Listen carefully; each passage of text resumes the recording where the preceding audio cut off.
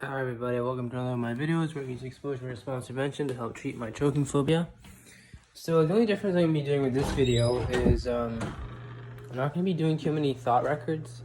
Not because I don't put much, you could say, strength in thought records. I believe they're very important.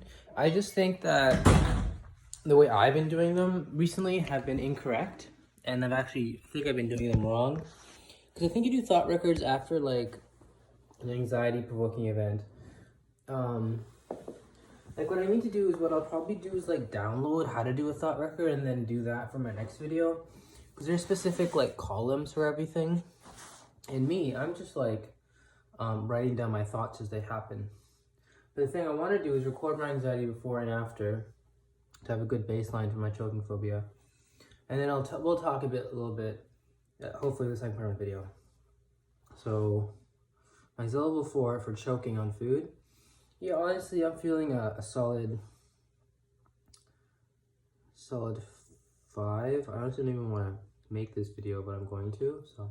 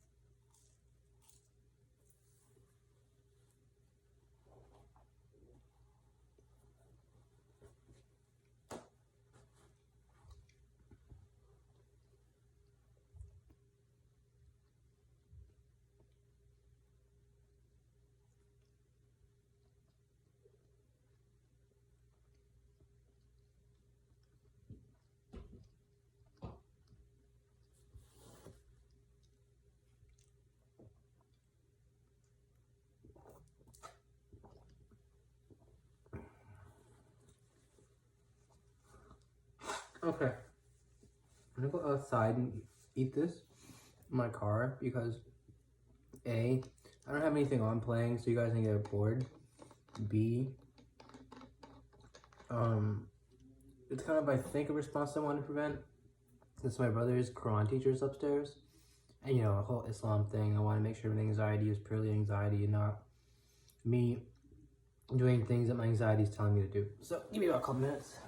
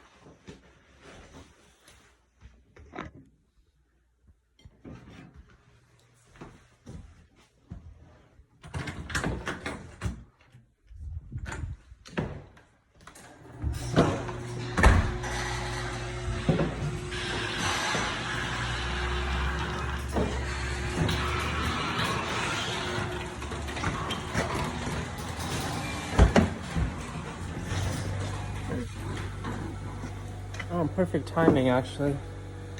I was gonna go outside to eat. I believe my half-brother's Quran teacher has left. But I'm in the car now, so, you know, might as well just sit in the car and relax. And, you know, I've been meaning to, let me continue with the exposure.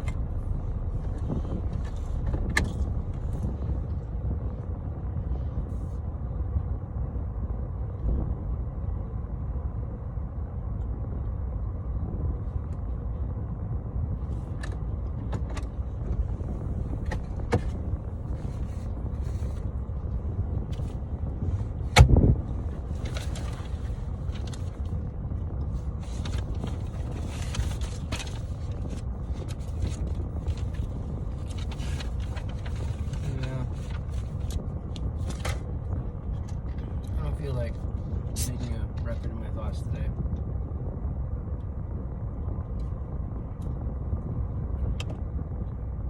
It just makes me lazy. I didn't want to eat all of this. I had some cheese earlier. There's a lot of potatoes.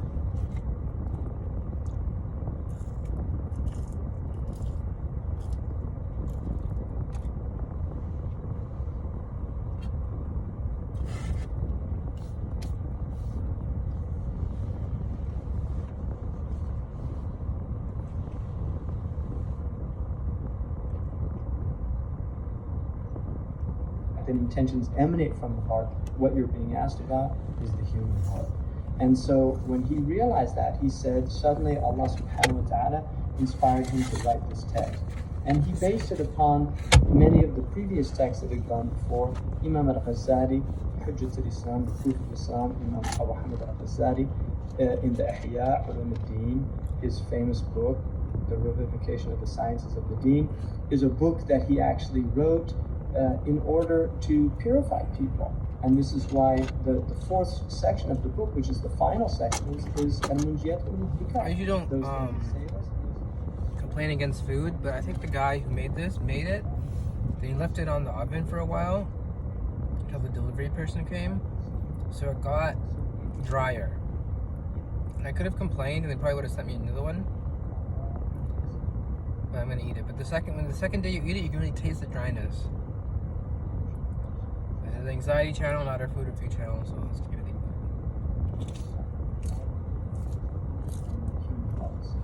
The reason that people aggress against other people is out of diseases of the heart, covetousness, desire, the desire to conquer, the desire to exploit other people, the desire to steal their natural resources. All of these things are from diseases of the heart. A diseased heart cannot do that.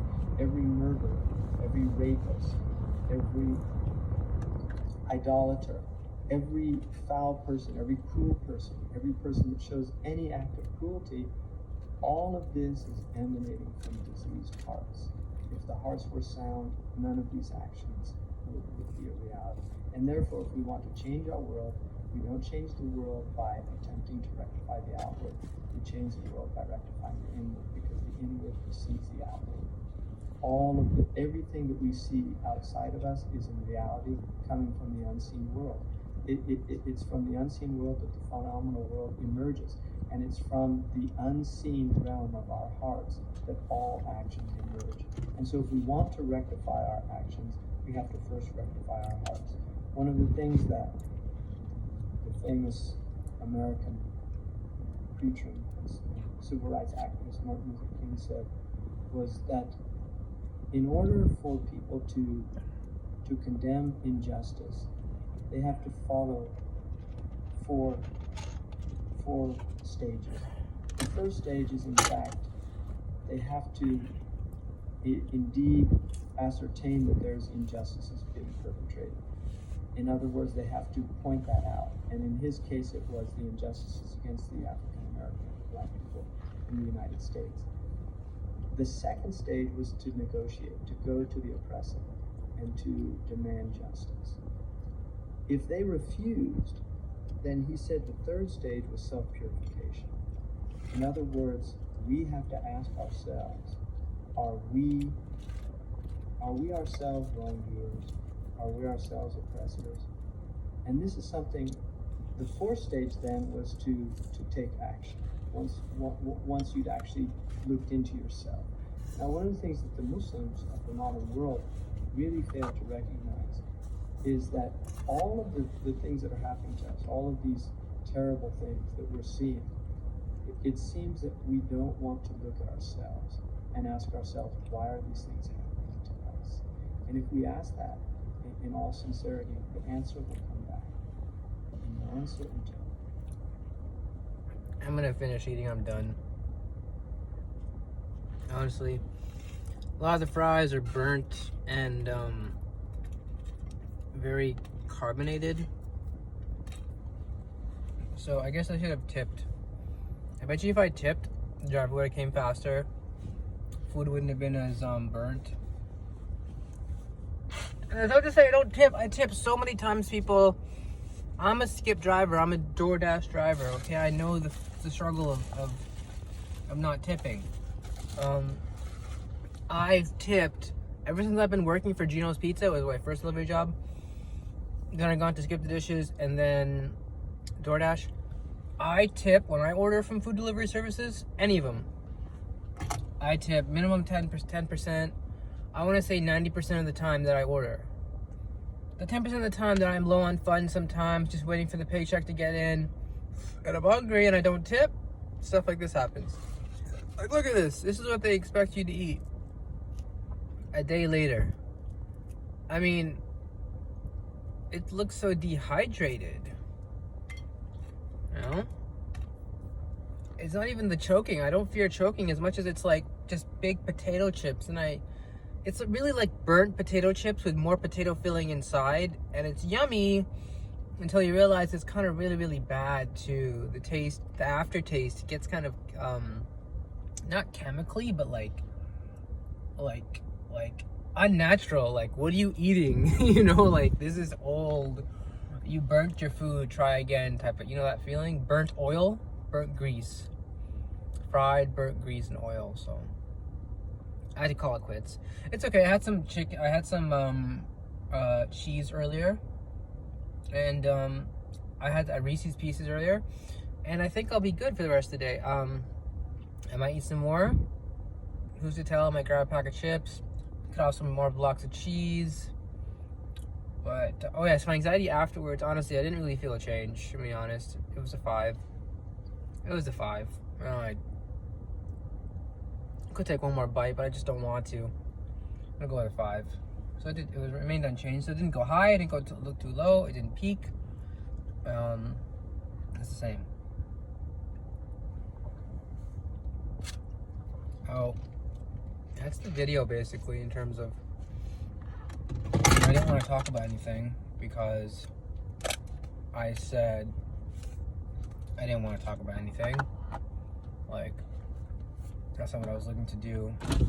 I think I'm making the thought records wrong because what I'm doing is just writing down my thoughts sequentially. What I think you're supposed to do is take a thought and kind of weigh whether it's real or not. I think that's how you're supposed to do it. And realize that, like, there's errors in kind of figuring out, and there's errors in that thought. There's like errors from before, antecedent errors in your thinking that created that thought. Psychology is so interesting and fascinating. The idea of we're all just a bunch of neurons, you know? Like, what is the brain? Our entire collective consciousness, our religions, our politics, our families, our dreams, our futures, our past, our hopes, our hates, our holocausts, our wars, right? Our presidents, our celebrities, they're all contained in this organ housed at the top of the head, in the skull, the brain. That's the size of our conscious experience. I should explain it like that, right? The brain is only so big, and yet it houses all the information that you process every day for the rest of your life. You'll forget some, you'll learn new, you know? But that's it. There is no secondary organ. There is no physical vehicle to conscious transformation, if you notice. You can't go and find a better brain You can sit with people who may have better brains, smarter brains, more erudite, more classy, more, I don't know, better words to explain, better than me. But that is a metaphysical turning, a spiritual turning, and not a physical turning. You can't just go to someone and be like, can I now take your brain and put it in mine? People would love to do that. That's the highest level, but that's a spiritual, metaphysical journey, not a physical one. I find that very interesting about the physical world. The highest metaphysical aspiration in the physical world is, metaphysical, not physical.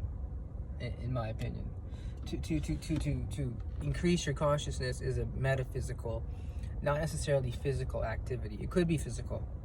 It would also be non-physical. I find that very interesting. So I've been really good with the anxiety. I've been doing the videos a lot, even though I didn't want to. Yesterday I didn't want to. I think the day before I was kind of not feeling it, and then I'm making one today and I don't really want to, and I just don't want to, but I guess I gotta realize that whether I want to or not, it's good for my mental health to document my anxiety on a daily basis, to kind of talk about it and deal with it. Because if I just let it, simmer and kind of not be talked about, well, right? Like, then how are you gonna get better? Does that make sense? I'm just really busy today. I did my food, I did my talking. I don't want to do anymore. But remember, guys, my motto: your anxiety will come down. Remember, stay with it. And no video tomorrow. Wait, today's Saturday. Today, I knew I shouldn't have made a video today. I didn't feel like it. I didn't feel like making a video today. I wasn't sure if today was Saturday. Okay, today's Saturday. So no video tomorrow, people. Now it's kind of Saturday. And then I'll make a video Monday. Sorry guys, I forgot today was Saturday. I don't make videos Saturday, but this is my video. Got it out of the way anyway. And remember guys, stay with it.